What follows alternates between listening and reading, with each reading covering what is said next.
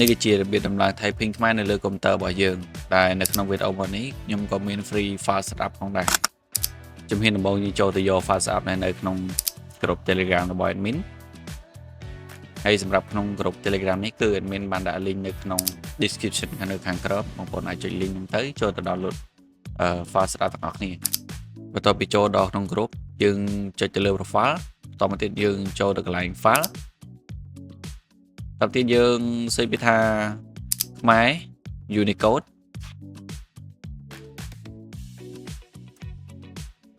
ខ្ញុំសុំ scroll ចុះខាងក្រោមបន្តិចដើម្បីរកវាអូខេអញ្ចឹងនេះគឺជាខ្មែរ Unicode typing យើង download វាមកណាចុចលើវាមួយ download ខ្ញុំសុំដាក់ទៅលើ desktop ដើម្បីងាយស្រួលស្រាប់អញ្ចឹងបន្ទាប់ពីយើង download រួចយើងចូលទៅ desktop របស់យើងវិញតមកយើងនឹងឃើញ file មួយហើយដែលមានឈ្មោះថាខ្មែរ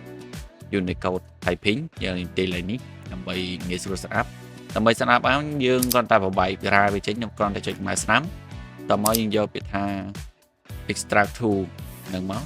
ខាងក្រោមគេអូខេបន្តមកវានឹង extract ចេញជា folder យើងមួយទាញ folder នឹងមកវិញមែនណាហេបន្ទាប់ពីនឹងមកយើងចុចទៅលើ folder នឹងមកបើក folder នឹងមកណា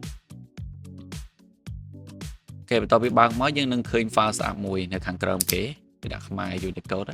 តែមកយកមកស្ដាំហើយយើងយកពាក្យថា run ដល់ត្រង់នេះបងប្អូនចុចពាក្យថា yes មកណាហើយបន្តមកចុចថា next ទៅមុខទៀតកន្លែងនេះខ្ញុំសុំចុច alert ដល់មកចុច finish អាហ្នឹងគឺការដំឡើង typing ខ្មែរគឺយើងបានជោគជ័យហើយឥឡូវវាចុច finish ទៅវានឹងបើក typing ខ្មែរនឹងដោយ auto តែម្ដង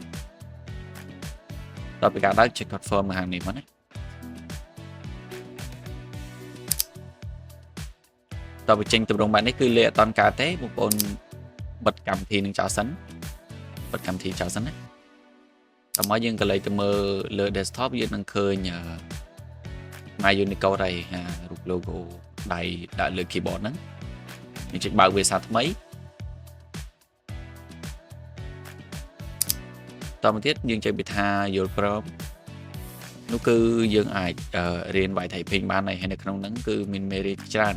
ដែលបងប្អូនអាចរៀនបានក្នុងវីដេអូហ្នឹងគឺមានតែប៉ុណ្្នឹងទេសម្រាប់បងប្អូនដែលមានចម្ងល់អីអាច comment នៅសួរនៅខាងក្រោមហើយសម្រាប់បងប្អូនថ្មីៗដែលមិនទាន់ចេះវាយ typing start ជំនាញទេបងប្អូនអាច comment ខាងក្រោមខ្ញុំនឹងធ្វើវីដេអូមួយពីរបៀបនៃការវាយ typing ឲ្យបានលឿនឬមួយក៏បាន start ជំនាញនៅក្នុងដំណាក់កាលដំបូង